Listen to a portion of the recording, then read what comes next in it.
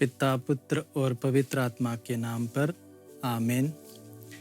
आप सभी बच्चों को जय यीशु। आज हम लोग अपने कैटेकिज्म के 14वां अध्याय का अध्ययन कर रहे हैं। इस अध्याय का नाम है आराधना वर्ष एवं क्रिस्तीय जीवन। इस अध्याय के भूमिका के तौर पर इस्राएलियों का धार्मिक जीवन के बारे में बताया गया है। इस्राएलियों के धार्मिक जीवन में पर्वों का महत्वपूर्ण स्थान था, जैसे उनके विश्राम के दिन या साबत का दिन, अन्य कई पर्व जैसे नए साल का पर्व, शिविर पर्व इत्यादि अनेक सारे पर्व इस्राएली मनाते थे। इन पर्वों का मकसद क्या है? इन पर्वों के द्वारा इस्राएली जन ईश्वर द्वारा किए गए कई प्रकार के कार्यों को धन्यवाद देते हुए ईश्वर की आराधना करते हैं। इसी प्रकार हमारा आराधना वर्ष भी इस प्रकार के एक पद्धति के अनुसार बनाया गया है। कलीसिया के आराधना वर्ष में प्रभु मसीह के जन्म से लेकर प्रभु मसीह का दूसरा आगमन तक मसीही रहस्यों के विभिन्न घटनाओं को केंद्र बनाते हुए आराधना वर्ष को व्यवस्थापित किया गया है। इन आराधना वर्ष या आराधना काल में प्रभु ईसा मसीह के जीवन में घटित मुक्ति योजना के विभिन्न रहस्यों को केंद्रित करते हुए उन रहस्यों को पर्व के रूप में मनाते हुए हम आराधना वर्ष में प्रभु के महान रहस्यों को याद करते हैं और हमारे प्रति ईश्वर ने जो महान कार्य हमारी मुक्ति के लिए किए हैं उनके लिए प्रार्थना पूर्वक ईश्वर को धन्यवाद समर्पित करते हैं। आइए हम आगे किस प्रकार कलीसिया की आराधना विधि घटित किया गया है इसके बारे में हम जानने की कोशिश करें। इस अध्याय का पहला उपशीर्षक है अलग अलग कालों का महत्व। कलीसिया की पूजन विधि के अनुसार आराधना वर्ष को 9 कालों में विभाजित किया गया है। इन 9 कालों में प्रभु मसीह के जीवन में घटित मसीही रहस्यों को केंद्र बनाते हुए हमें अपने जीवन को उसी के अनुरूप जीने के लिए प्रोत्साहन देते हैं। इसलिए आगे हम देखें कि किस प्रकार विभिन्न कालों में हम प्रभु मसीह के जीवन में घटित मुक्ति योजना के विभिन्न रहस्यों को केंद्र बनाते हुए हम अपने ईसाई जीवन को इस कलीसिया वर्ष या आराधना वर्ष के अंतर्गत मनाते हैं। जैसे हमने पहले कहा, आराधना वर्ष 9 भागों में या 9 कालों में बांटा गया है। पहला काल का नाम है सुसंदेश काल। सुसंदेश काल का सीरियाई शब्द है सुबारा। सुबारा शब्द का अर्थ है सूचनाओं का काल। इस काल में कलीसिया कई प्रकार के सूचना हमारे सामने रखते हैं।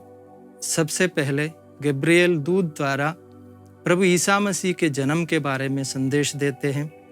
इसके बाद संत यूहन्ना बपतिस्ता के जन्म के बारे में संदेश हमें मिलते हैं या सूचना हमें मिलते हैं। इसलिए इस काल को सूचनाओं का काल, सुबारा या सुसंदेश का काल बुलाता है। इस काल में कुछ विश्वास के तथ्यों को हम मनाते हैं। वो कौन कौन सा है हम जानने की कोशिश करें। इस सुसंदेश काल में हम लोग विश्वास के वे सत्य जैसे इंसान की सृष्टि और मानव का पतन और ईश्वर द्वारा उस बुरी अवस्था से मानव को बचाने के लिए जो योजना बनाई, उस योजना उसकी प्रतिज्ञा आदि इस काल में हम मनाते हैं। आराधना वर्ष का दूसरा काल का नाम है जयंती काल। इस काल में हम विशेषकर प्रभु ईसा मसीह का जन्मोत्सव या जयंती को केंद्र बनाते हुए हम मनाते हैं। 25 दिसंबर में जो जन्मोत्सव मनाते हैं, उस जन्मोत्सव से लेकर प्रकटीकरण का पर्व तक इस काल मनाया जाता है।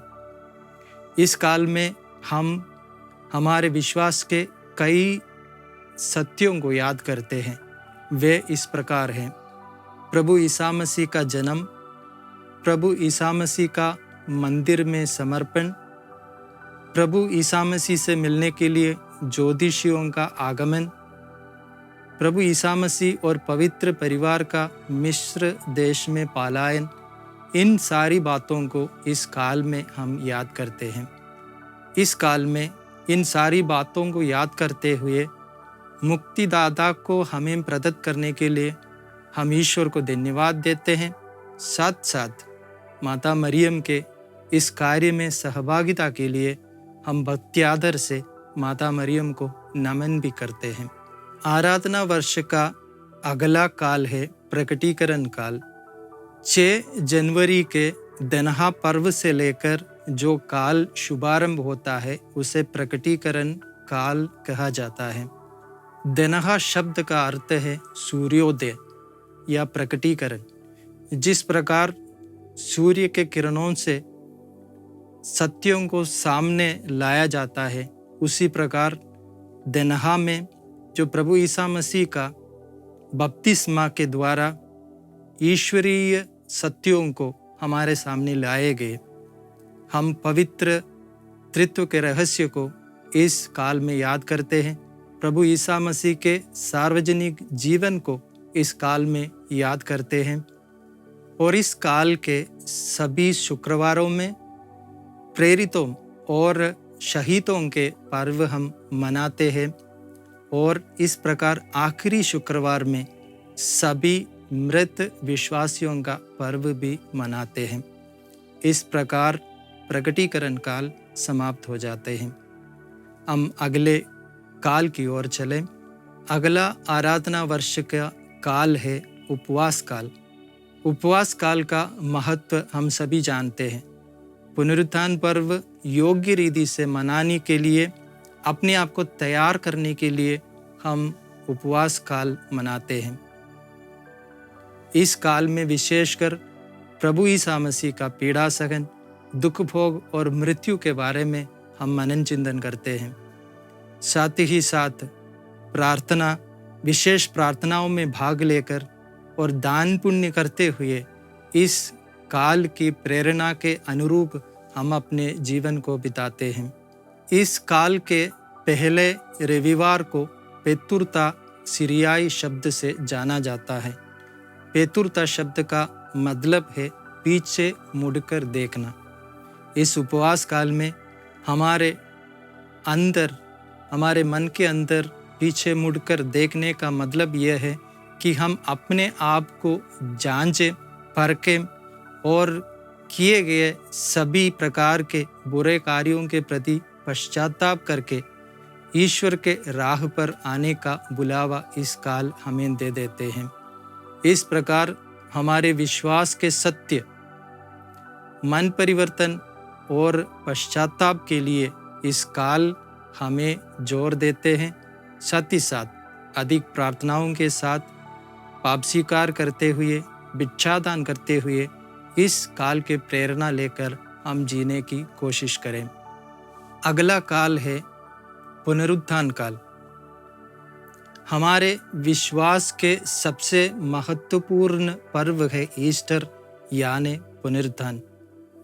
ईस्टर पर्व से लेकर पेंतकोस्त तक के 50 दिनों में इस काल को बनाया गया है। इस काल में विशेषकर प्रभु ईसा मसीह के पुनरुत्थान द्वारा हमें जो नए जीवन मिले हैं, उसके प्रति हम आनंद और खुशी प्रकट करते हैं। प्रभु ईसा मसीह के पुनरुत्थान से स्वर्ग चले जाने से स्वर्ग वापस खुल गया और सभी धर्मी और संत जन ईसा मसीह के साथ स्वर्ग में प्रवेश किए गए। इसलिए सभी शुक्रवारों में हम लोग विशेषकर इन संतों को याद करते हुए उनका पर्व मनाते हैं। पुनरुत्थान काल के दूसरे रविवार को हम नया रविवार या संत थॉमस रविवार नाम से पर्व मनाते हैं। इस अवसर पर प्रभु ईसा मसीह और संत थॉमस के बीच में पुनरुत्थान के बाद जो मिलन हुए, उस मिलन को हम याद करते हैं। हमारे संत थॉमस के विश्वास को हम याद करते हुए इस दूसरे रविवार को नया रविवार के रूप में हम पर्व मनाते हैं। इस रविवार के पहले हफ्ते को सप्ताहों का सप्ताह नाम से जाना जाता है, क्योंकि आदिम कलीसिया में हम जानते हैं कि ईस्टर डे पे या पुनरुत्थान पर्व के दिवस पर आदिम कलीसिया के लोग बपतिस्मा ग्रहण करते थे। बपतिस्मा ग्रहण करके प्रभु ईसा मसीह में नए जीवन प्राप्त करने के प्रतीक के रूप में वे लोग सफ़ेद कपड़े पहनते थे। इस पूरे सप्ताह में वे सफ़ेद कपड़े में चर्च आ सकते थे या समूह में अपना जीवन बिता सकते थे। इसलिए इस सप्ताह को, पुनरुत्थान की खुशी वाली इस सप्ताह को सप्ताहों के सप्ताह नाम से जाना जाता है। आराधना वर्ष का अगला काल है प्रेरित काल।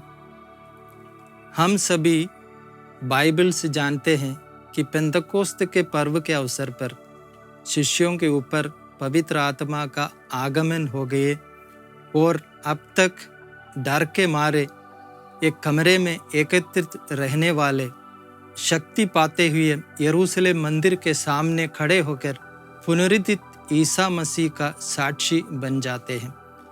इसी से प्रेरितों का सुसमाचार प्रचार का कार्य शुरू होता है और इसी विश्वास के सत्य को हम इस काल में मनाते हैं, याद करते हैं। इस अवसर पर हम ये भी जानते हैं कि बपतिस्मा द्वारा हम सब भेजे हुए हैं। हमें सभी वही उत्तरदायित्व मिला है कि पुनरुत्थित ईसा मसीह का साक्षी बनकर इस दुनिया में जिए। इस विश्वास सत्य को हम इस काल में याद करते हैं। अगला काल है फलागमन काल। इस काल का सीरियाई शब्द है काइता। काइता शब्द का अर्थ है ग्रीष्म काल या गर्मी के दिन। हम सभी जानते हैं कि गर्मी के दिनों में फल उत्पन्न होते हैं, फल सब तैयार होते हैं और कटाई का समय है। जिस प्रकार प्रेरित काल में प्रेरितों ने पवित्र आत्मा से प्रेरणा लेकर दुनिया के कोने कोने में जाकर जो आदिम ईसाई समूहों का निर्माण किया, उन समूहों में विश्वास पल्लवित होकर बड़े बड़े क्रिस्तीय समुदाय बन गए। इस विश्वास के सत्य को, इस फल को, विश्वास के फल को इस काल में हम याद करते हैं। इसलिए इस काल को फलागमन काल नाम से बुलाया जाता है। प्रेरितों के कार्यों के कारण ही इस संसार में विश्वास उत्पन्न हुए। इसलिए उन्हीं को याद करते हुए, प्रेरितों का पर्व मनाते हुए इस काल का शुभारंभ होता है। और इस काल के शुक्रवारों में हम शहीदों का याद करते हैं, क्योंकि उनके शहादत के कारण ही इस दुनिया में विश्वास बोया गया और उस विश्वास बड़ा होकर फलदायक समूह बन गए। आराधना वर्ष का 8वां काल है एलिया, स्लीवा और मूसा काल। हम जानते हैं प्रभु ईसा मसीह के रूपांतरण के समय एलिया और मूसा उपस्थित है। सुसमाचार से हम देखते हैं शिष्य प्रभु ईसा मसीह के साथ एलिया और मूसा को देखा, और विश्वास भी ये है कि प्रभु ईसा मसीह के द्वितीय आगमन के पहले एलिया आएंगे और मूसा भी प्रत्यक्ष हो जाएंगे। इसलिए इस काल में विशेषकर प्रभु ईसा मसीह का दूसरा आगमन और इस दुनिया में हर कोई के न्याय का दिन, ये सब इस काल में हम याद करते हैं। हम सभी जानते हैं कि ईसा मसीह के द्वितीय आगमन पर आसमान पर क्रूस का चिन्ह प्रकट हो जाएंगे। इसलिए इस काल का केंद्र है सितंबर 14 तारीख को मनाने वाला क्रूस का पर्व। आराधना वर्ष का 9वां और आखिरी काल है कलीसिया प्रतिष्ठा काल। हम जानते हैं कि प्रभु ईसा मसीह और कलीसिया के बीच में जो संबंध है एक वधू और एक वर के रूप में है। प्रभु ईसा मसीह अपने वधू के लिए अपना जीवन अर्पित करके हमें उस कलीसिया के लिए मुक्ति का राह दे दिया। इस मुक्ति से प्रदत्त कलीसिया को पिता ईश्वर को समर्पण करने का विश्वास सत्य को हम इस काल में याद करते हैं, मनाते हैं। इस काल के प्रार्थनाओं द्वारा कलीसिया हमसे ये कहती है कि स्वर्ग प्राप्ति के लिए जो भी उचित कार्य आपको अपनाना चाहिए वे अपना लें और स्वर्ग प्राप्ति का हकदार बन जाए।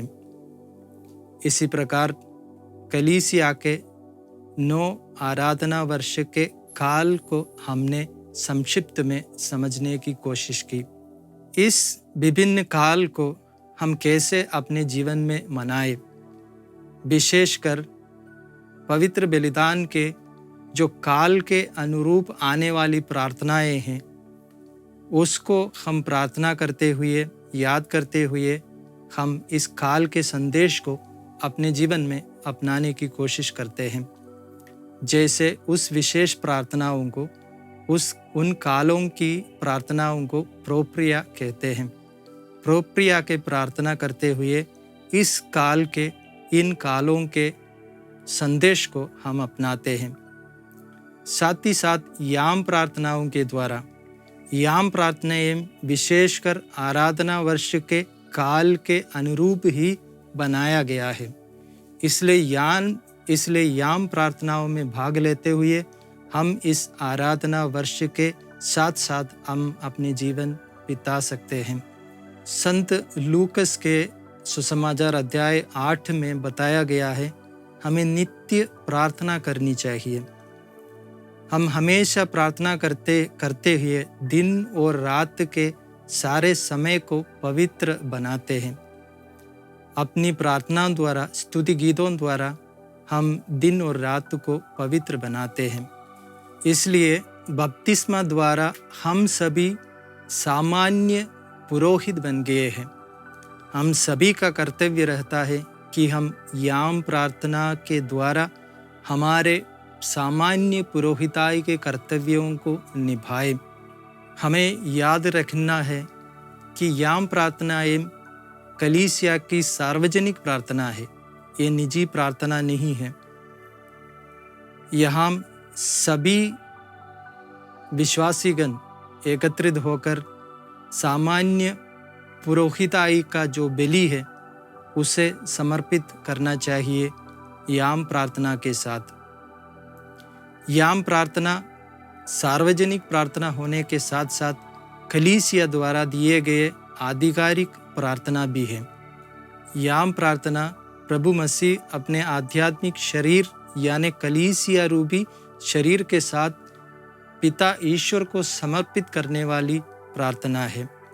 इसलिए याम प्रार्थना में हम सभी को भाग लेना चाहिए। इसी के साथ यह अध्याय यहाँ हम समाप्त हो जाते हैं। चलिए हम प्रश्नोत्तर पर नज़र डालें।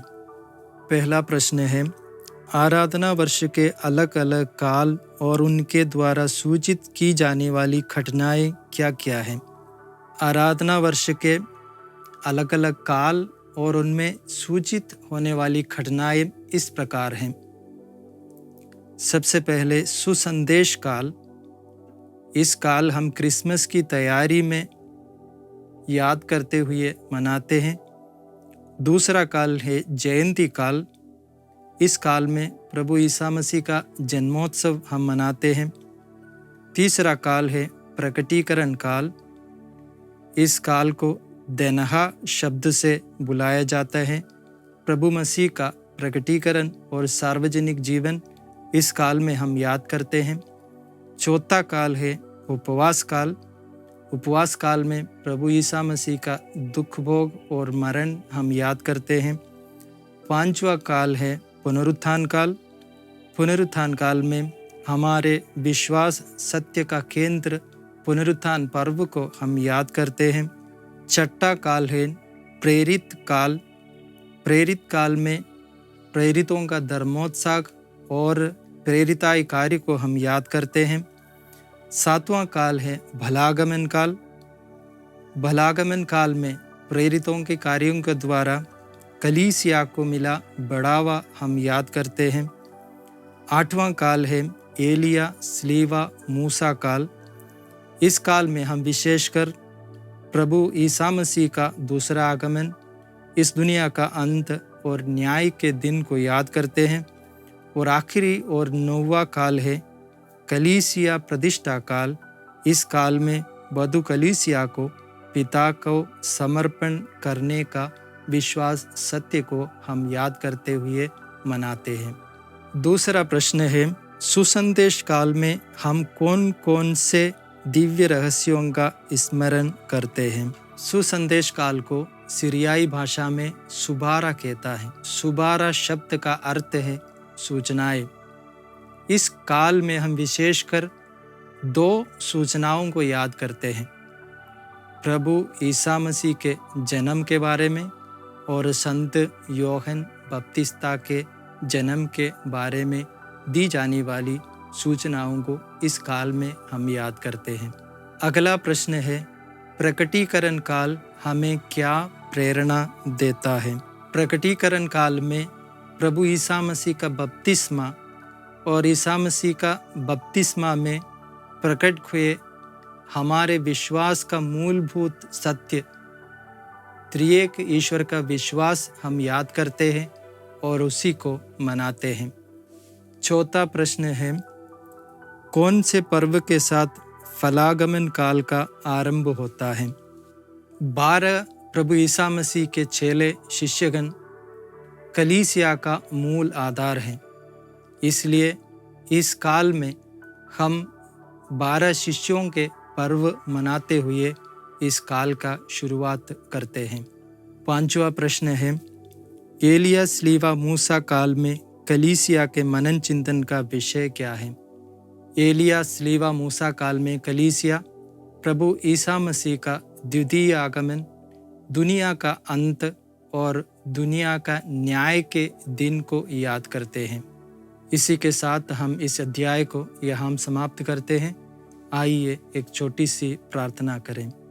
हे ईसा, अपनी मुक्ति योजना के बहुमूल्य फलों को कलीसिया द्वारा आप हमें प्रदान करते हैं। आराधना वर्ष के तात्पर्य के अनुसार जीवन बिताने का अनुग्रह हमें प्रदान कीजिए। पिता, पुत्र और पवित्र आत्मा के नाम पर आमीन।